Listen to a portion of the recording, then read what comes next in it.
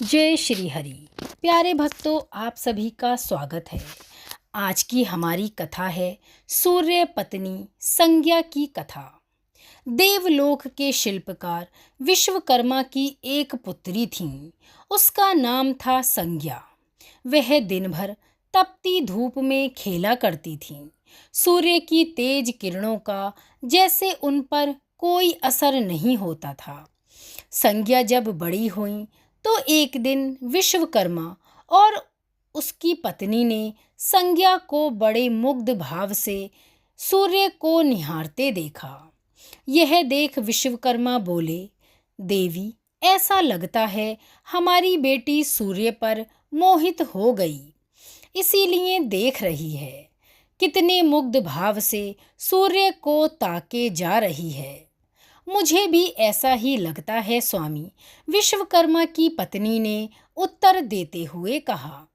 सूर्य के सौंदर्य के प्रति संज्ञा का आकर्षण उनकी आयु के अनुसार बढ़ता ही चला गया। एक दिन विश्वकर्मा उसे अपने साथ हाथी पर बैठाकर सैर के लिए निकले। अपनी पुत्री को सूर्य की ओर निहारते हुए देख उन्होंने अपनी बेटी से पूछा, अब तुम छोटी नहीं हो, सोचता हूँ जल्दी ही तुम्हारा विवाह करवा दूं। तुम ये बताओ कि तुम किस देवता को चाहती हो। पिताजी, आकाश में सूर्य से बढ़कर कोई तेजस्वी नहीं है, संज्ञा ने बड़े ही प्यार से उत्तर देते हुए कहा। ठीक है, हम सूर्य के साथ ही तुम्हारा विवाह कराए देते हैं, विश्वकर्मा बोले और अपनी पुत्री को लेकर सूर्य के पास चल दिए। उन्होंने अपनी पुत्री की इच्छा को सूर्य देव के सामने रखा तो उन्होंने इस प्रस्ताव को सहर्ष स्वीकार किया। बोले, आपकी पुत्री मेरे साथ विवाह करना चाहती है, यह तो मेरे लिए बड़े ही सौभाग्य की बात है। पर आप अपनी बेटी से यह पूछ लीजिए, क्या यह मेरा ताप सहन कर पाएंगी। विश्वकर्मा संज्ञा को एक ओर ले गए और पूछा, सूर्य देव का उत्तर तो तुमने सुन ही लिया है। बेटी, अब तुम ये बताओ कि तुम इस ताप को सहन कर लोगी। हर ऋतु में उनका ताप अलग होता है। संज्ञा ने बड़े ही विश्वास के साथ उत्तर देते हुए कहा, जी पिताजी। कुछ ही दिन बाद संज्ञा का विवाह सूर्यदेव के साथ हो गया और संज्ञा सूर्यदेव के साथ उनके लोक चली गईं। पति के साथ संज्ञा के दिन बड़े ही सुखपूर्वक बीतने लगे। फिर उनके यहाँ एक पुत्र पैदा हुआ। पुत्र का नाम मनु रखा गया। अनेक ऋषि मुनि बालक को आशीर्वाद देने आए। यह बालक ज्ञानियों का भी ज्ञानी होगा, ऐसा ऋषियों ने भविष्यवाणी में कहा। आशीर्वाद ऋषियों की भविष्यवाणी के अनुसार सच निकला। जब वह कुछ बड़ा हुआ तो ऋषि मुनियों से शिक्षा ग्रहण करने लगा। सूर्यदेव और संज्ञा को अपने बेटे पर गर्व था। वे बहुत ही प्रेम से बेटे का लालन पालन करते रहे। अचानक एक बार ग्रीष्म ऋतु में सूर्य की किरणें बहुत प्रखर हो गईं।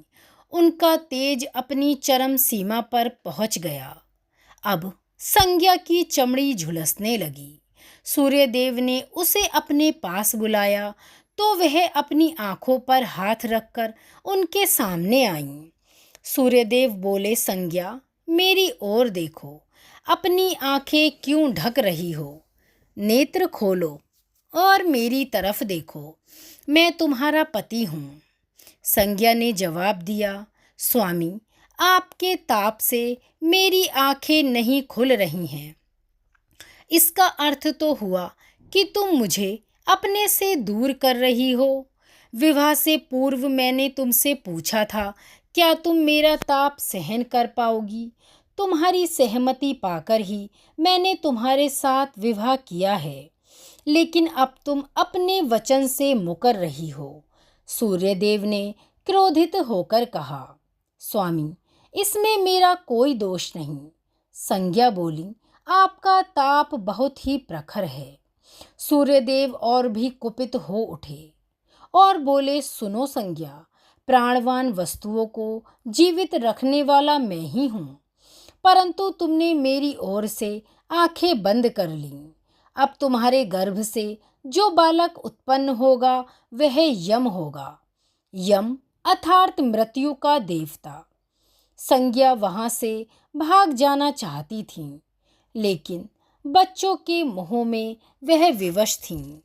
संज्ञा की एक सहचरी थी, उसका नाम छाया था, जो हूबहू संज्ञा की ही प्रतिलिपि थी।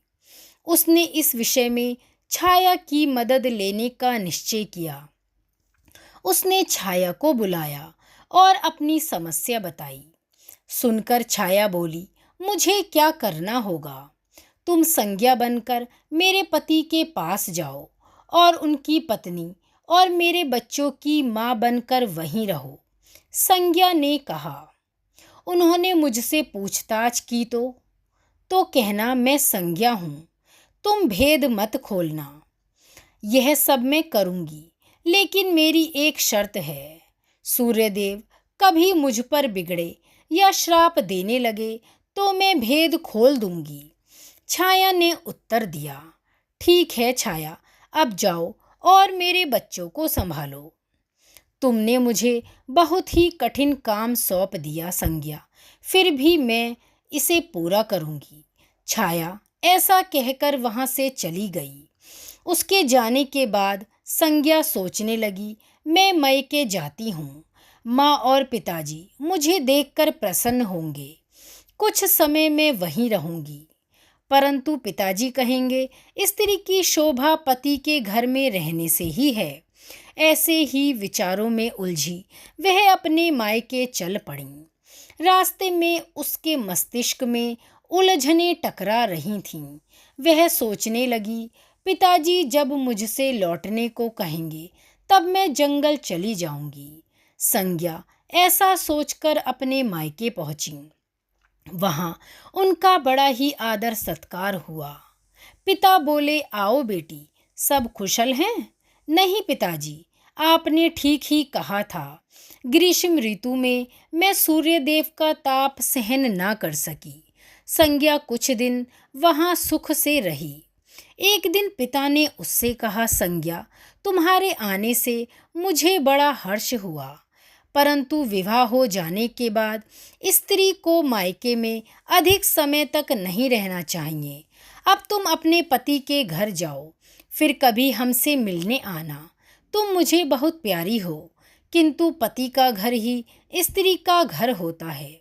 यही मैंने सोचा था। संज्ञा मन ही मन सोचने लगी और एक रात चुपचाप पिता का घर छोड़कर जंगल में चली गई। वह सोचने लगी, मैं सूर्य के सामने नहीं जा सकती, अतः घोड़ी बन जाती हूँ। उस रूप में मुझे कोई पहचानेगा नहीं। घोड़ी का रूप धारण कर संज्ञा तपस्या करने लगी, सूर्य के ताप की शक्ति को कम करने के लिए।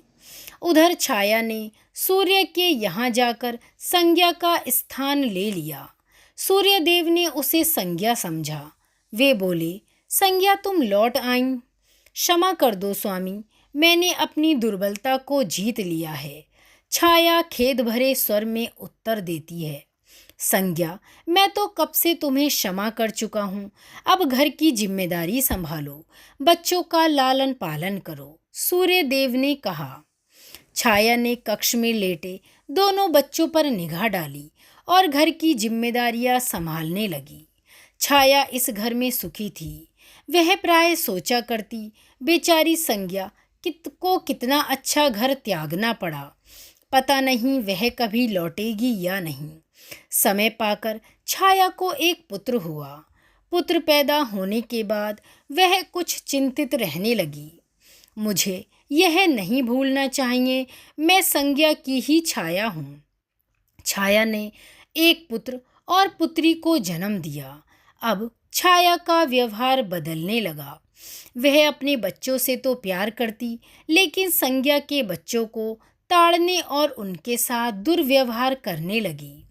मनु ने तो विमाता के व्यवहार को नज़रअंदाज कर दिया, लेकिन यम को उसका व्यवहार खटकता रहा। माता छाया का यमुना बहन के साथ ऐसा व्यवहार उचित नहीं।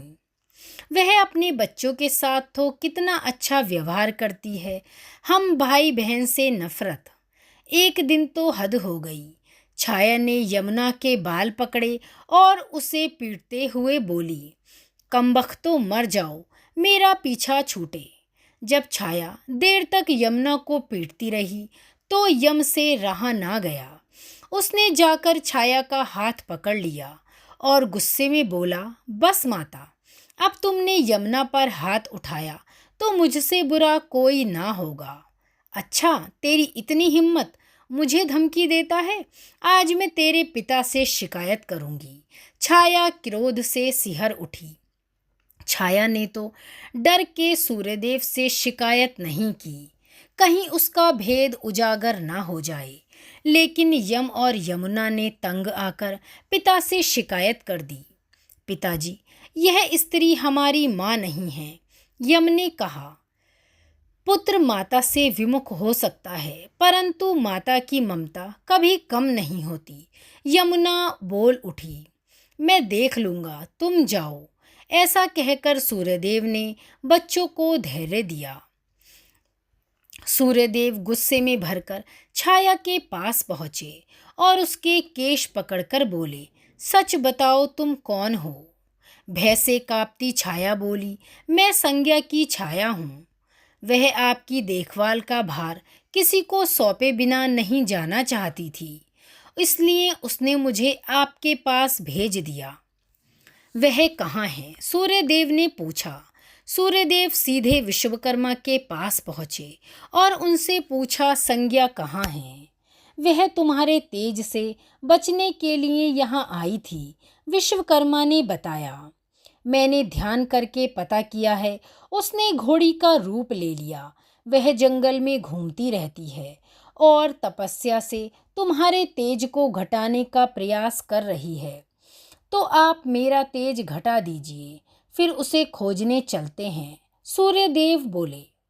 विश्वकर्मा ने सूर्यदेव के तेज का 8वां भाग छाट दिया, जिससे उनका तेज घट गया। फिर वे संज्ञा को खोजने निकले। सबसे पूछताछ की तो बताया कि विलक्षण घोड़ी को हमने नदी के पास देखा है। उसमें विलक्षण क्या है? वह घोड़ी मानवीय भाषा बोलती है, तब तो वह अवश्य ही संज्ञा होगी। सूर्यदेव ने विचार किया। सूर्यदेव घोड़ी के निकट पहुँचे और कहा, संज्ञा, मैं सूर्य हूँ, तुम्हारा पति। अब घोड़ी का रूप त्याग दो।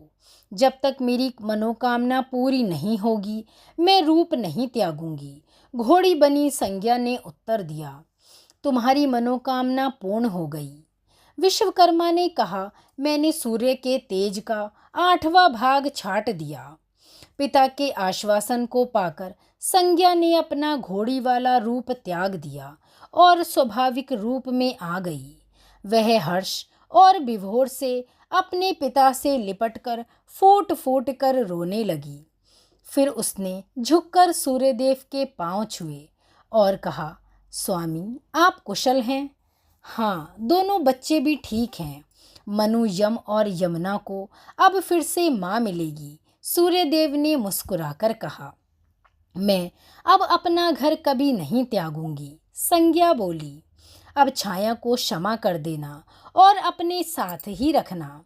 दोनों का मिलन देखकर विश्वकर्मा ने भी अपना आशीर्वाद प्रदान किया। जाओ और सदा सुख शांति से रहो। सूर्यदेव और संज्ञा सूर्यलोक पहुँचे और छाया तथा बच्चों के साथ सुखपूर्वक अपना जीवन व्यतीत करने लगे। तो बोलिए सूर्यदेव की जय, सूर्य पत्नी संज्ञा और छाया की जय।